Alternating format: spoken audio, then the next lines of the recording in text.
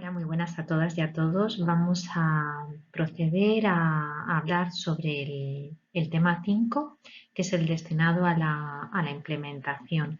Recordad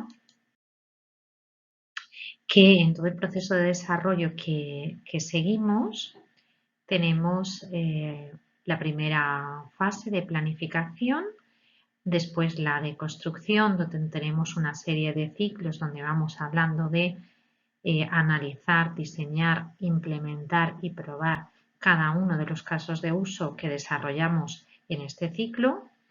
Y en este tema lo que vamos a hablar es precisamente de esta etapa de implementación que realizamos una vez tenemos todos los diagramas de nuestras operaciones del sistema desarrollados. Es decir, cuando ya tenemos todos los DIOs, vamos a pasar a implementar nuestro sistema. En este tema lo que tenéis es precisamente información acerca de cómo hacer esa transición. Previamente se habla de una serie de decisiones que tenemos que tomar, pues por ejemplo, el lenguaje de programación que vamos a utilizar.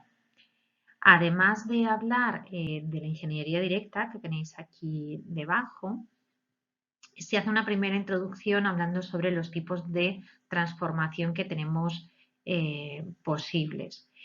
Después se centra ya en la ingeniería directa, es decir, cómo transformar los modelos en código, y luego tenemos explicado paso a paso varios ejemplos del proceso de implementación del ejemplo de TicketCine. Bien, como os decía, durante la implementación lo que vamos a hacer es transformar los elementos generados durante el diseño en código. Básicamente lo que tenemos que hacer es codificar las clases y esta primera estructura nos la va a generar directamente Visual Parent, luego veremos cómo hacerlo en otro vídeo. Y luego hay que transformar los métodos y esto sí que nos toca realizarlo de manera más manual, siguiendo la información que tenemos en los DIOs. ¿Vale? Entonces tenemos precisamente por eso que tener unos DIOs lo más completos posibles para que este proceso de transformarlos en código sea lo más sencillo que podamos. Bien, como os decía, hay una serie de decisiones previas que debemos tomar. Pues, por ejemplo, si tenemos que utilizar algunos algoritmos previos, por ejemplo, imaginar que tenemos que hacer búsquedas dentro de una lista. Pues si lo vamos a hacer con un quicksort o lo vamos a hacer con el algoritmo que sea. ¿Vale? Luego hay tipos, estructuras de datos que tenemos que decidir, que ya hemos ido decidiendo durante el análisis, pero que aquí hay que terminar de cerrar. Pues muchas de las cosas, por ejemplo, sería para las listas que vamos a utilizar, ArrayList o Vector. ¿Vale? Y luego, por supuesto, el lenguaje de programación, el entorno de desarrollo, sobre qué hardware vamos a tener que instalar, etc.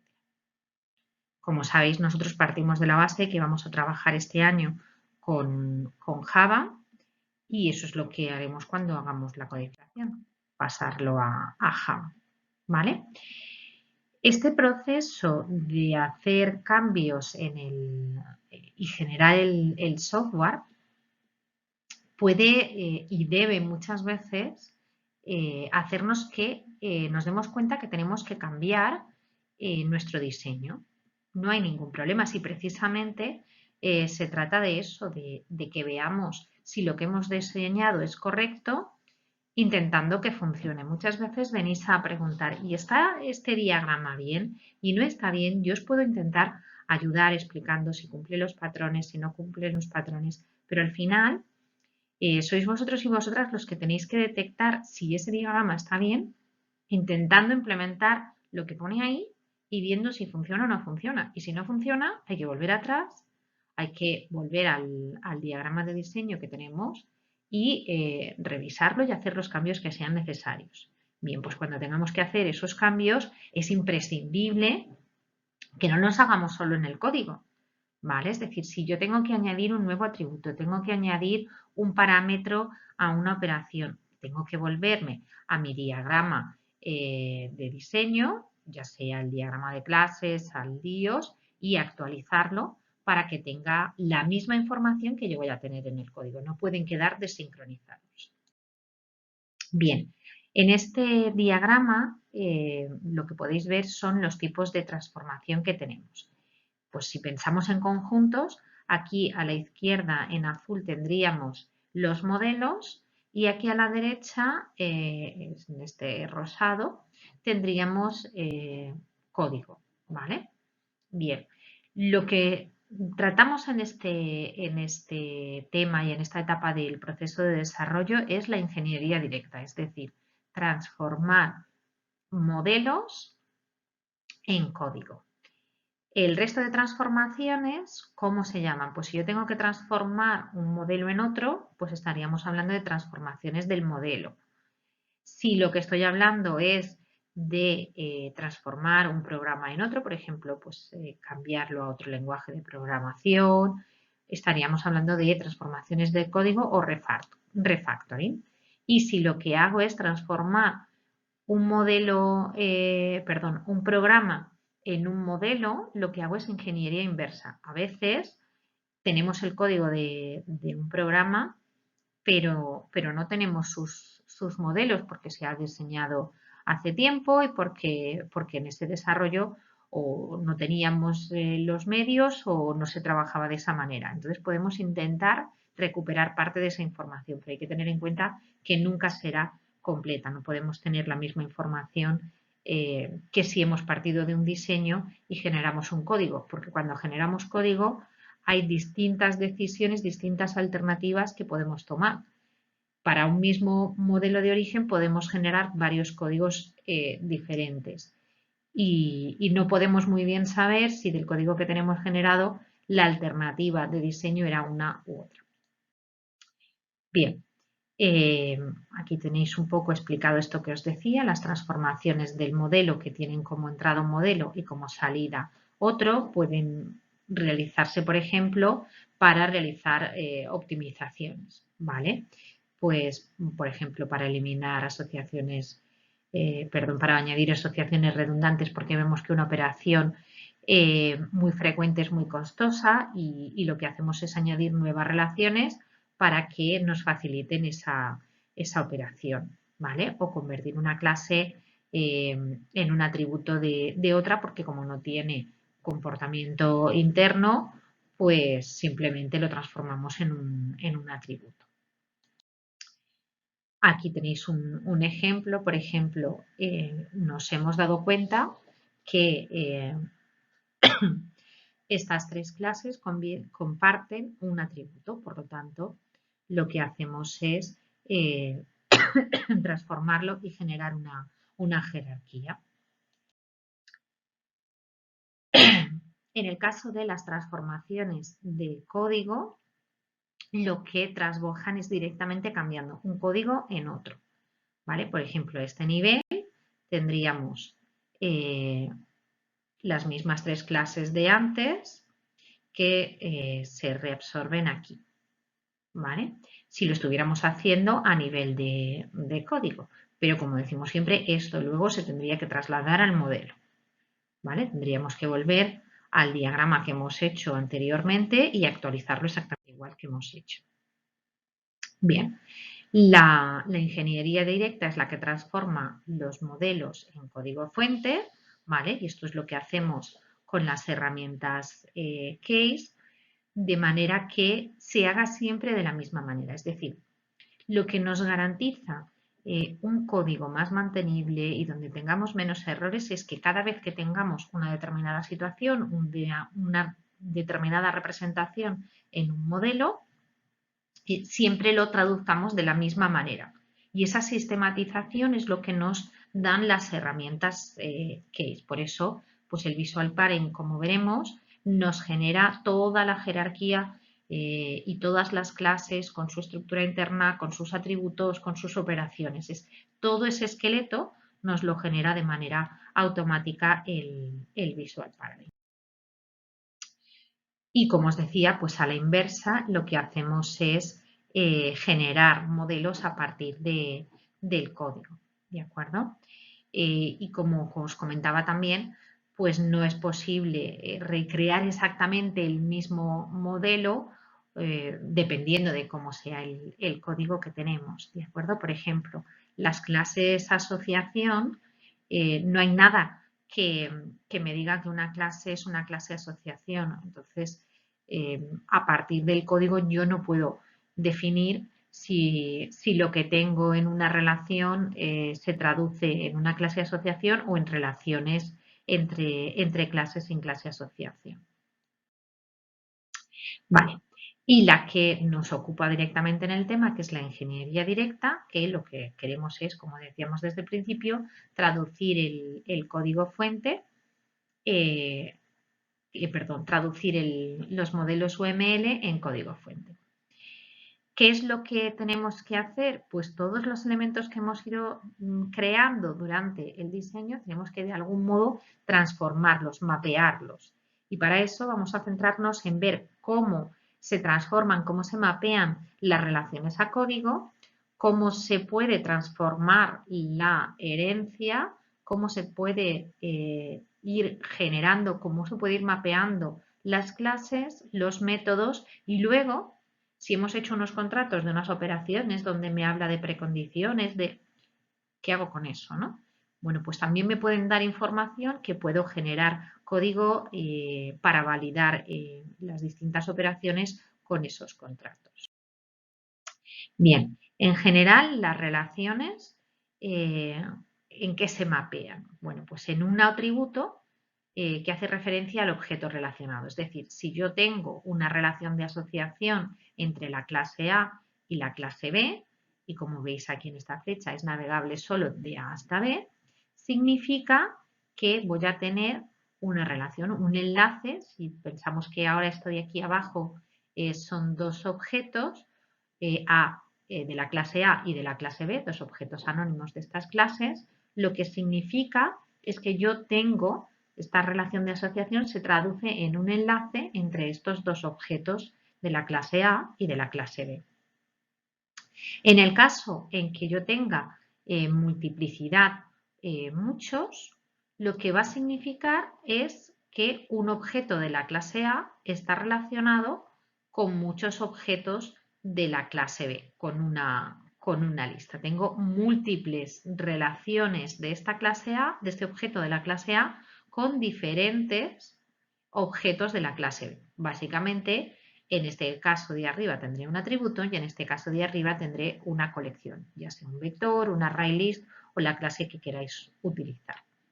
Si lo que tuviéramos fueran asociaciones cualificadas, pues esto se traduciría en lugar de en una lista, en un mapa, en una tabla. ¿Vale?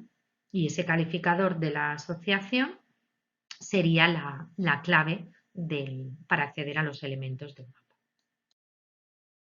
Y aquí lo que tenéis es con más detalle, paso a paso, cada una de las posibilidades que tenemos de relación. Por ejemplo, si tenemos una relación con multiplicidad 1 a 1 navegable en este sentido, pues fijaros, cuando yo tengo la implementación en Java de la clase Advertiser, lo que tengo es un atributo aquí de la clase Account.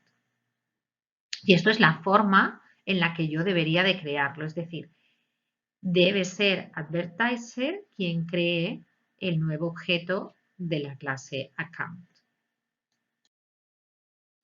Complicamos un poco la cosa. En este caso, la relación es navegable en los dos sentidos. Es decir, no solo Advertiser conocerá a objetos de la clase Account, sino que los objetos de la clase Account también pueden conocer a los objetos de la clase Advertiser.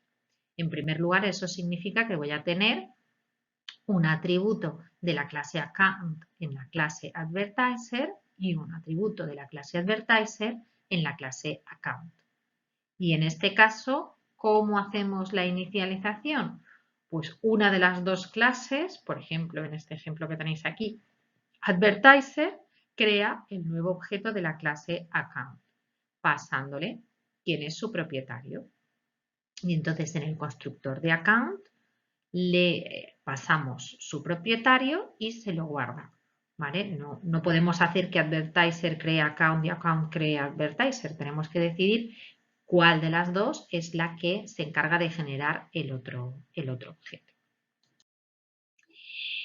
Ahora en este caso tenemos una relación bidireccional, pero en uno de los dos extremos tenemos multiplicidad muchos, un conjunto, ¿vale? Esto podría ser un conjunto, una lista, un array list, un vector, ¿de acuerdo? ¿Cómo lo hacemos en este caso? Bien, en la clase account seguimos teniendo un objeto solamente, mientras que en la clase advertiser tenemos un conjunto con set o con array list. En el caso simple que tenemos aquí, en el constructor de advertiser nos crearíamos esta lista y no tenemos todavía ningún objeto. La lista está inicialmente vacía. Cuando añadimos un objeto a la clase advertiser, cuando añadimos una cuenta, lo añadimos a los dos extremos. Fijaros que es lo que hablábamos en el código, que siempre se tiene que hacer todo dentro de la misma operación. En el caso en que tengamos multiplicidad muchos y además la lista esté ordenada, nosotros hemos utilizado por defecto siempre ordenadas con listas, ¿vale? En el anterior sería cuando no tenemos orden.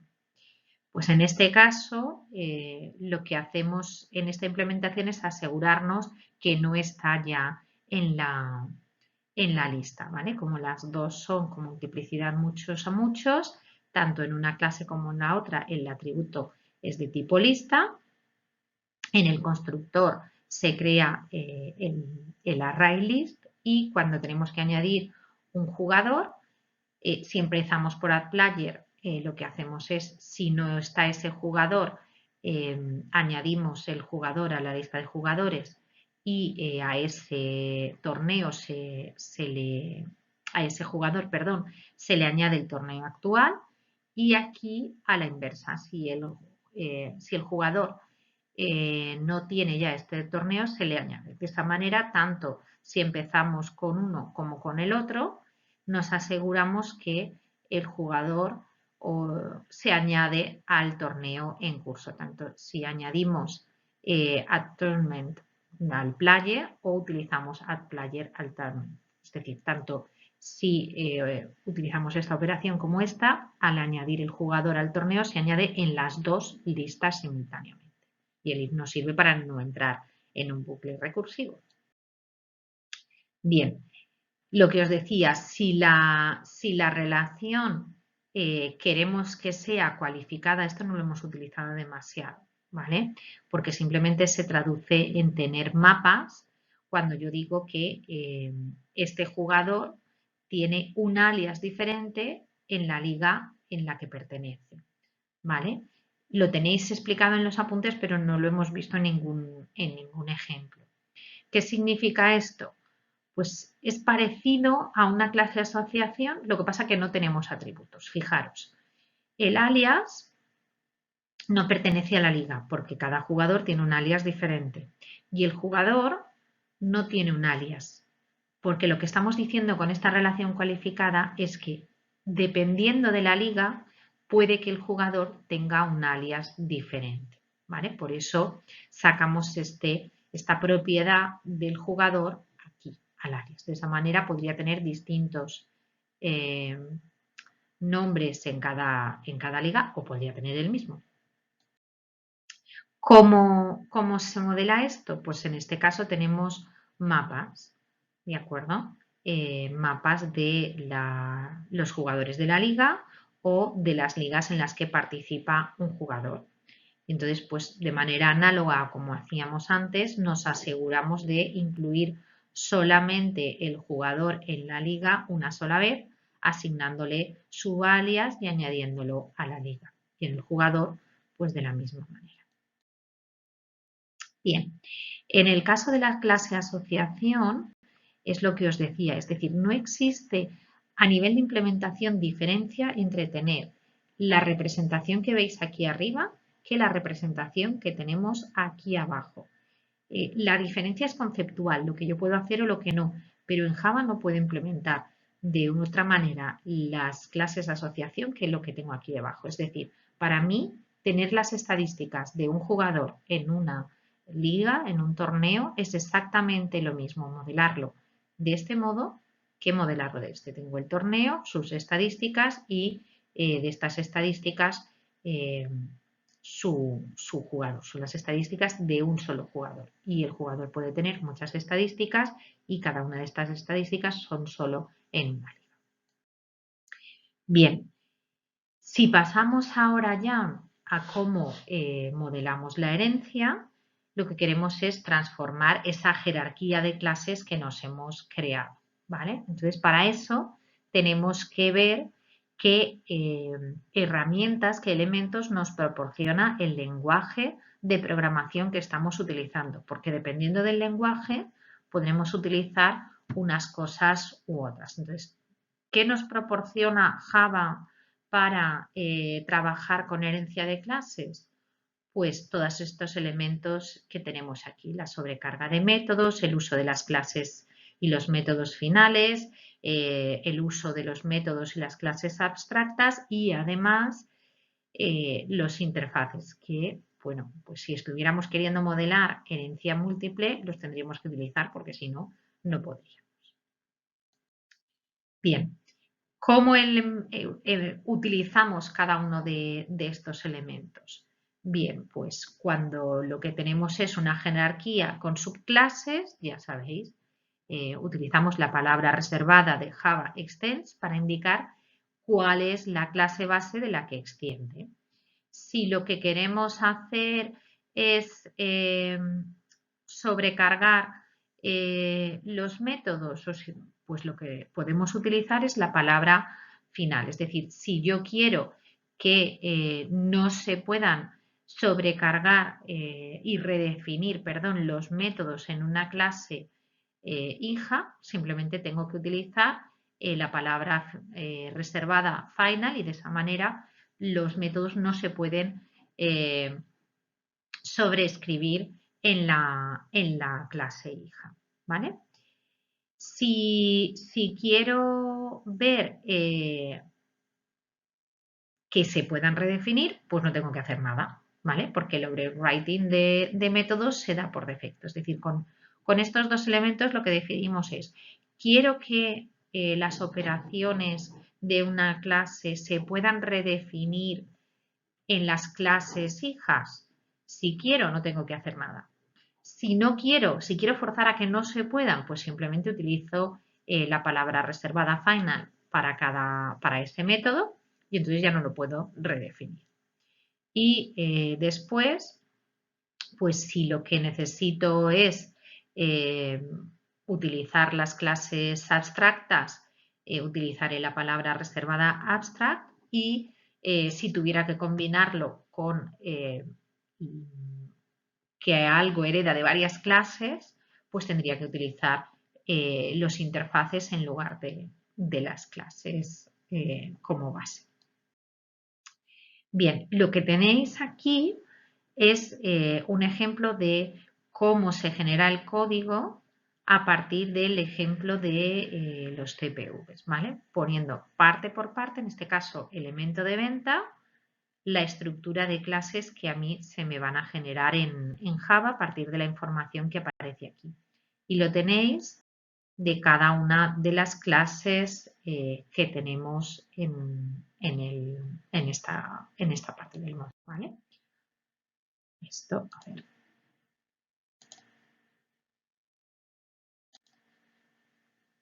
A ver, que veamos, exacto. Vamos viendo cada una de las operaciones que salen de las clases. ¿Vale? Bien. Pero ahora nos enfrentamos al problema, es decir, esa jerarquía que habéis visto detrás, ese esqueleto, perdón, nos lo va a generar el Visual Padding. Pero ¿qué hago yo con ese esqueleto? ¿Cómo procedo? Bien, pues lo que nos dice, más allá de todas las cosas y es el sentido común para facilitar cómo implemento, es hacerlo de menor a mayor acoplamiento. ¿Vale? ¿Qué significa esto? que si yo me voy al diagrama, tengo que mirar, a ver, ¿por cuál de todas las clases que tengo en mi diagrama empezaría la implementación? Si empiezo por esta, por ejemplo, por el punto de venta que tiene un montón de operaciones y un montón de clases con las que se relaciona, sus operaciones van a depender de las operaciones que tengan estas otras clases y no las voy a poder ir probando, ¿vale? Entonces, ¿cuál sería el orden adecuado? Pues empezar por aquellas clases que tienen menos acoplamiento. ¿Y eso qué significa? Pues clases de las que no salen relaciones con otras clases. Por ejemplo, pago, si veis, no está relacionado con ninguna otra clase. La venta tiene pago, pero pago no guarda nada porque no está relacionado con venta, ¿vale? Por aquí, descripción de producto, le pasa lo mismo. Entre pago y descripción de producto podríamos elegir cualquiera de las dos, pero hay que elegir una. Pues, por ejemplo, pago y a continuación, descripción de producto. Vale. Si la 1 y de la 2 ya las tenemos implementadas, tanto catálogo como elemento de venta podrían implementarse, porque dependen solamente de una clase que ya está implementada. Por lo tanto, las siguientes a implementar serían o catálogo y después elemento de venta, o primero elemento de venta y luego catálogo. Eso también, como antes, me daría igual. Vale, ahora ya si tenemos implementadas estas 4, podríamos implementar ¿cuál? Punto de venta no, porque le falta venta. Por lo tanto, en este caso, necesariamente la quinta en implementarse tendría que ser venta. Y ahora que ya tengo venta, puedo implementar punto de venta. Y cuando ya tengo implementado punto de venta, por último, implemento comercio. ¿De acuerdo? Bien. Después, ¿qué es lo que tengo que hacer? Pues diagrama a diagrama, mirar cómo transformar la información que tengo en el TIOS. Y en esto lo que os tenéis que fijar son las flechas que salen de una determinada operación. Es decir, si yo tengo que hacer la implementación de esta operación introducir producto de la clase punto de venta, no me tengo que fijar en lo que pasa en este constructor de elemento de venta. No, simplemente me tengo que fijar en las flechas que salen, es decir, get producto y nuevo elemento de venta.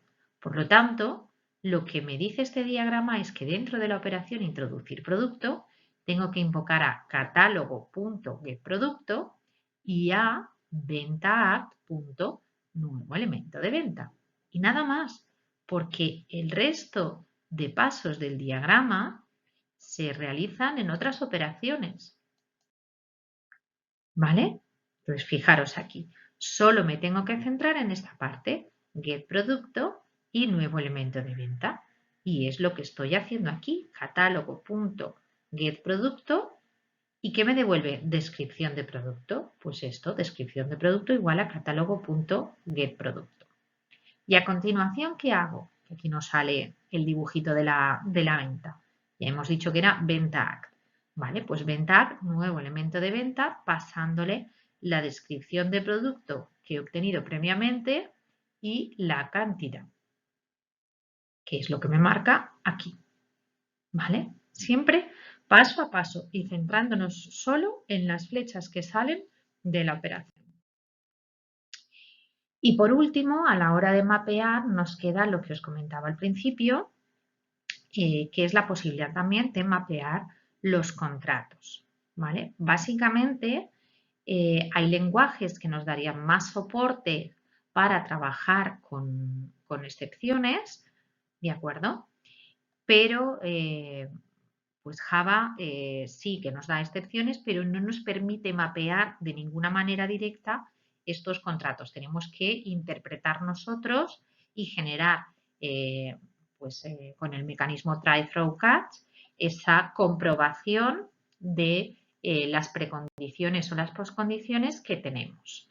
¿Vale? Y a continuación, en las siguientes transparencias, lo que tenéis es información de cómo generar, estructurar las precondiciones y poscondiciones que tenemos en los contratos. ¿Vale?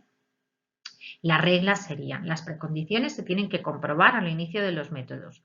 Normal, no tiene ningún sentido que comprobemos una precondición cuando ya hemos acabado el método, ¿vale? Porque si lo que trato es de prevenir que se produzca un error y lo hago al final, pues el error se va a producir igual, ¿de acuerdo? Las poscondiciones e invariantes se tienen que comprobar al final, ¿vale? Es decir, si yo quiero ver que se cumple, que los cambios que yo he hecho en el sistema son los que esperaba, o si quiero ver que no ha cambiado nada en el sistema tal y como esperaba, eso lo tengo que comprobar al final, ¿vale? Entonces, ¿cómo trabajaremos? Pues intentando que esos métodos, esos trozos de código que yo intente emplear para las comprobaciones, los pueda encapsular y reutilizar, ¿vale? De tal manera que pues tengo lo que pueda hacer en la superclase lo heredaré tal cual en las clases hijas, ¿vale? Bien. Tenéis aquí un ejemplo sobre lo que teníamos de ejemplos de los jugadores en los distintos torneos, ¿vale? Y lo que vemos es cómo controlar estas precondiciones con esta clase, ¿vale? Y con este try catch, ¿de acuerdo? Para ver que se cumple lo que hemos puesto en la precondición. Y es en esta clase de control donde yo estoy comprobando eh, lo que quiero mirar. ¿De acuerdo? En este caso, que se ha aceptado convenientemente el jugador. De esta manera, podría reutilizar esta comprobación todas las veces que sea necesaria. ¿Qué es lo que ocurre? Pues que si nos volvemos locas y ponemos precondiciones y poscondiciones por todas partes, pues vamos a hacer un código que, que va a ser muy, muy difícil de entender, ¿vale? Entonces, lo que podemos hacer es minimizar, ¿vale? El número de precondiciones y poscondiciones que colocamos, ¿de acuerdo? De manera que no comprobemos muchas veces lo mismo, que omitamos, por ejemplo, comprobaciones en los métodos privados y protegidos porque son internos y ya sabemos que van a funcionar, y que nos centremos en las componentes de mayor duración. Y un poco, pues eso, maneras de no sobrecargar tanto la implementación, ¿vale? Bien, a partir de aquí, lo que tenemos es, de los dos ejemplos que tenéis, de la peluquería de malos pelos y del ticket cine, cómo iríamos a implementar los diagramas que hemos hecho, ¿vale? Entonces, en este caso, implementamos las operaciones del DSGS registrar cita, ¿vale? Iniciar registrar cita, consultar empleados disponibles, añadir tratamiento y reservar. Y lo que vamos viendo poco a poco es, como os decía, este paso. Si tenemos la operación iniciar registrar cita que devuelve una array list, el código de esta operación solamente tiene que incluir lo que aparecen en estas tres flechas: la construcción del objeto cita, la invocación a consultar tratamientos sobre la peluquería y la invocación de la operación setCita actual sobre la propia clase emplear. ¿Vale? Aquí vamos a quitar mi cara para que podáis ver, ¿vale? Fijaros, dentro de setCita actual tenemos la llamada al constructor de nueva cita. Aquí esto que nos le devuelve es lo que llamamos a setCita actual, es decir, en realidad en el código hemos embebido estas dos operaciones, ¿de acuerdo? Y después devolvemos consultar tratamientos, ¿vale? Bien. Si pasamos a la operación consultar tratamientos, que es lo que tenemos que hacer en este caso, no había que hacer ningún filtrado ni ninguna búsqueda. Fijaros que aquí nos está indicando que lo que debemos devolver es la lista de tratamientos que tiene la peluquería. Pues tal cual devolvemos consultar tratamientos. ¿De acuerdo? Partes importantes. Cómo desde la interfaz gráfica invocamos a estas operaciones de nuestro diagrama de secuencia general del sistema, es decir, cómo invocamos a las operaciones del sistema. Pues si os fijáis, esto es un trozo de código del GUI, ¿de acuerdo? Fijaros que esta clase registrar cita previa extiende de JFrame, ¿de acuerdo? Y es la primera, la que invoca la operación iniciar registrar cita. ¿De acuerdo? Pues fijaros, le pasan el empleado, que es el que se habrá logueado previamente, y lo que hace es invocar a empleado.iniciar registrar cita, que es la operación que yo tengo como evento recibido, la primera de mi DIOS. ¿De acuerdo? ¿Y qué es lo que me devuelve? Un array list de tratamientos. Recordad que no me puede devolver un array list de objetos de la clase tratamiento. Me tiene que devolver un array list a secas. No puedo conocer clases internas del modelo, ¿de acuerdo? Porque si me devolviera un objeto de tratamiento, yo lo podría utilizar desde la interfaz, invocar a sus operaciones sin pasar por la clase controladora, sin pasar por el sistema. Y eso es muy, muy, muy peligroso, ¿de acuerdo? Porque le estáis dando control a la interfaz gráfico para que pueda manipular vuestro sistema interno. Y no queremos que eso pase. ¿De acuerdo? Bien, pues nada, esa sería la invocación a la operación. ¿Qué es lo que hacemos después? Pues con esta lista de tratamientos colocamos esos objetos, veis que son de la clase Object, dentro de el interfaz gráfico. En este caso, pues tengo una lista y voy añadiendo los elementos a esa lista de uno en uno.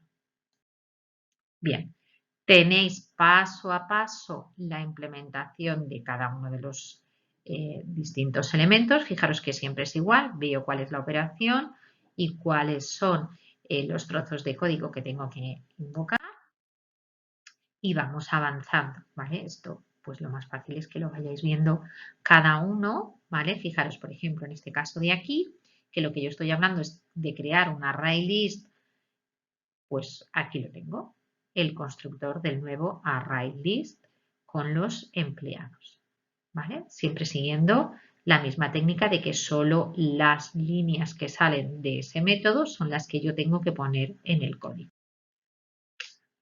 Tendríais lo mismo para comprobar disponibilidad con todas sus operaciones y para la invocación desde el GUI, igual que hemos visto para la operación anterior. ¿De acuerdo? Bien, pasamos todas para que las podáis ir viendo de manera detenida.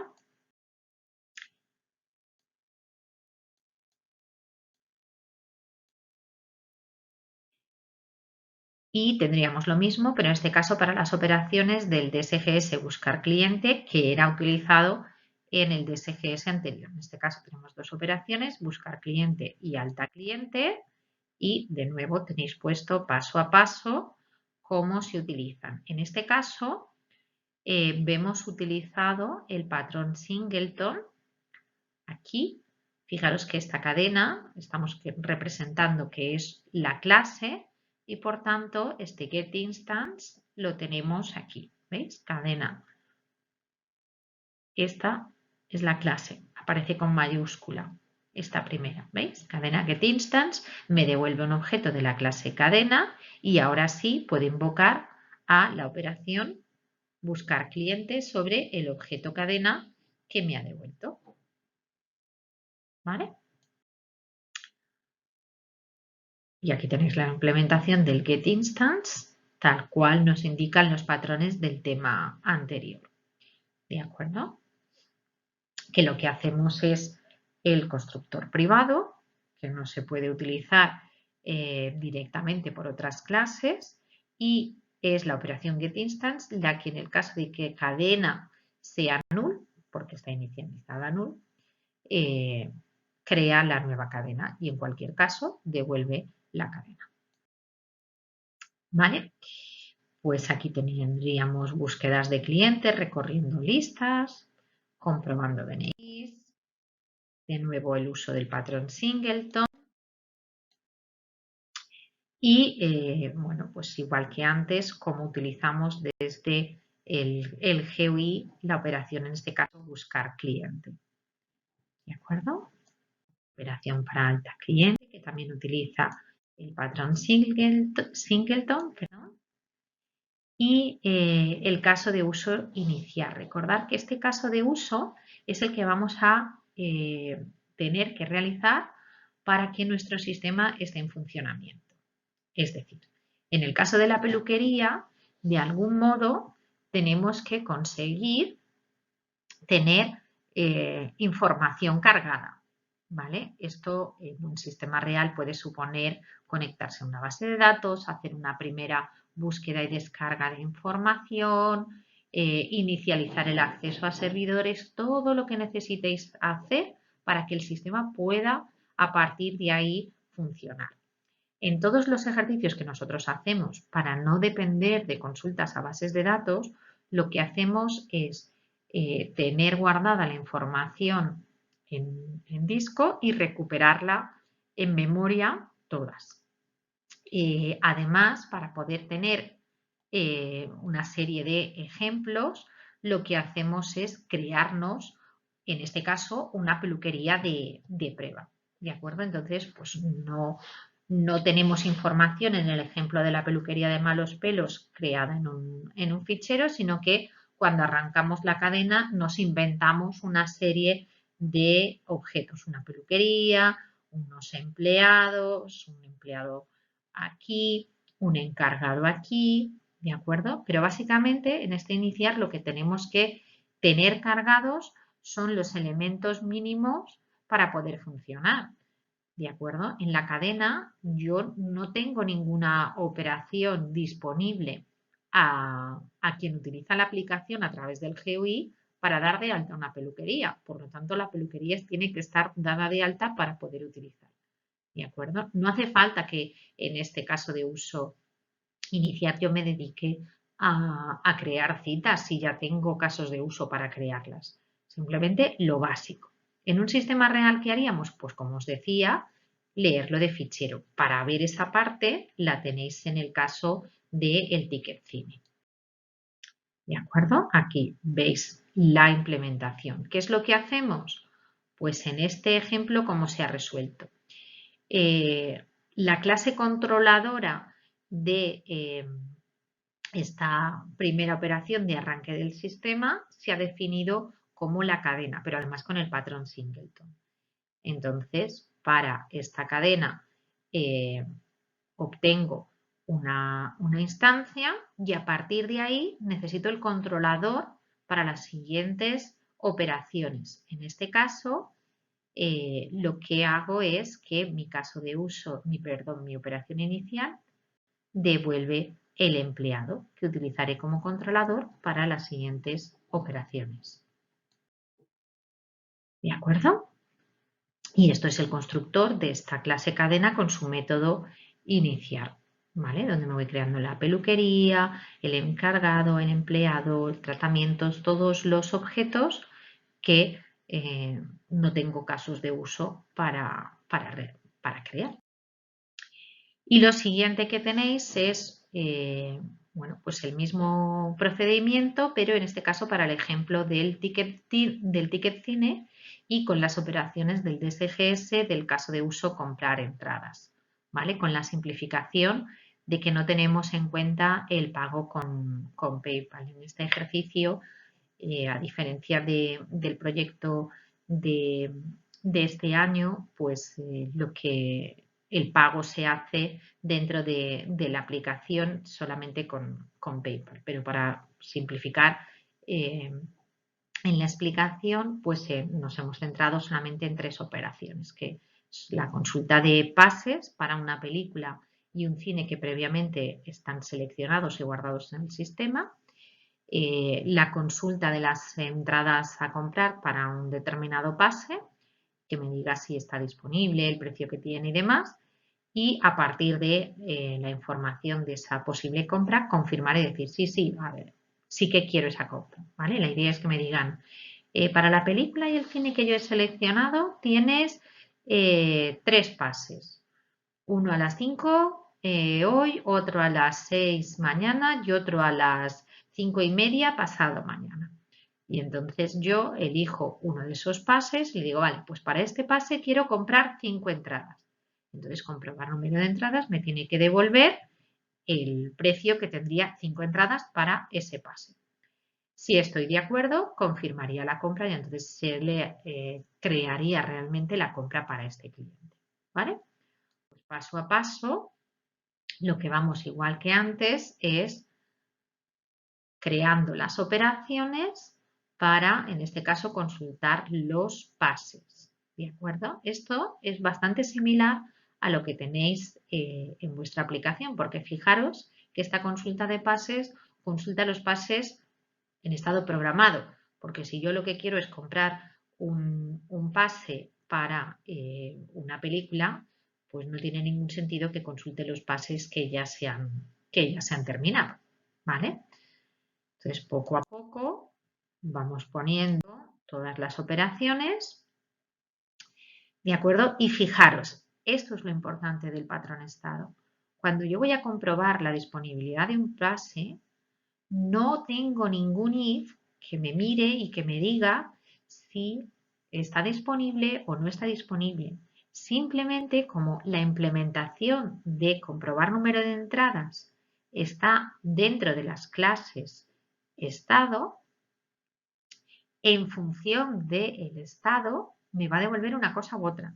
Si el estado es pase programado, sí que me va a devolver la comprobación de si tengo bastantes entradas. Pero si el estado fuera otro, me va a decir que no, directamente. No va a mirar si quedan bastantes entradas. No, no. Simplemente me va a decir que no. ¿Vale? Entonces, fijaros. Aquí en la clase base de la jerarquía tengo una operación comprobar disponibilidad que me dice no, tú no puedes comprar entradas para este pase. ¿Qué es lo que hago después? Reimplementar, redefinir el comportamiento de esta operación comprobar disponibilidad solamente en la clase estado pase programado para que solo si el pase se encuentra programado, yo pase a comprobar si realmente quedan entradas suficientes para los que yo creo. Si el pase ya hubiera iniciado, si ya se hubiera terminado en cualquier otro estado, no va a comprobar nada, no va a comprobar si quedan entradas, me va a decir que no se puede. Y no he tenido que poner ningún if mirando si estoy en un estado o si estoy en otro. Porque si tuviera que hacer eso y definiéramos estados nuevos para un pase, pues tendría que cambiar todo el código cada vez que añado un estado nuevo. ¿De acuerdo? Y como no queremos eso, esta implementación es mucho más efectiva. ¿Qué es lo que ocurre? Pues que en tiempo de implementación es el sistema interno de Java quien decide si se invoca a la operación en la clase base o a la operación en la clase hija. Si el objeto que yo he creado está creado como un objeto de la clase pase programado, se invocará a esta operación de la clase pase programado. Si estuviera en otro subestado de la clase estado pase, como allí no lo tengo redefinido, se invocaría a la operación de la clase base estado pase. ¿Y cómo invocamos desde el GUI a consultar pases? Pues igual que antes, con cliente.consultar pases. ¿Vale? Luego tenéis la construcción, el método iniciar igual que antes, ¿de acuerdo? En este caso, para poder trabajar con XML es necesario haber definido un gestor, porque yo no puedo leer un fichero XML y decir objeto ticketCine igual a lo que he leído del ticketCine desde la propia clase ticketCine. Es decir, this igual a from XML, no. ¿De acuerdo? Como eso no se puede hacer, necesito poner una clase intermedia gestor ticketCine, que es la primera clase controladora, ¿de acuerdo? Y a la que invoco el método iniciar. Y eso ya me devuelve un usuario no registrado en el ticketCine. Esta es la implementación de este gestor TicketCine del constructor y es lo que yo os decía al principio que leemos de un fichero XML. Esto se hace con una librería que se llama XStream, ¿vale? Que es cuando la creamos y lo que hacemos es leer el TicketCine de el fichero. ¿Vale? Veis que aquí tenemos TicketCine igual a XStream from XML. Claro, esto no lo puedo invocar desde la clase TicketCine tal cual. ¿De acuerdo? No me lo permite cambiar al objeto dis. Por eso es por lo que necesitamos una nueva clase que lea del fichero. ¿Qué es lo que hacemos? Pues para que podamos generar automáticamente un TicketCine con datos de prueba o leerlo de XML, lo que hacemos es, muy bien, ¿existe fichero? No, pues me invento los datos. En el catch me creo un TicketCine, cargo los datos y guardo el XML. Así, la siguiente vez que arranque la aplicación ya existe el fichero XML y no genero los datos otra vez. ¿De acuerdo? Bien, y aquí lo que tenéis es como la implementación de la operación inicial, que lo que hace es crear un nuevo usuario no registrado. En el caso del TicketCine, pues lo que damos servicio es a usuarios de la aplicación, que pueden ser clientes registrados o no, pero uno puede trabajar sin identificarse, ¿vale? Entonces, como podemos trabajar así, cada vez que me conecto necesito que me dé un usuario no registrado. Luego nos quedaría la operación salir, que es la que guarda en fichero XML todos los cambios que se han hecho mientras estaba en funcionamiento la aplicación. Y simplemente lo que hace es convertir TicketCine en un string XML y ese string guardarlo en un fichero. Y bien, pues hasta aquí lo que es la explicación del tema de implementación. Y nada, luego continuamos con un vídeo viendo cómo generar el código a partir del Visual Paradigm. Hasta luego.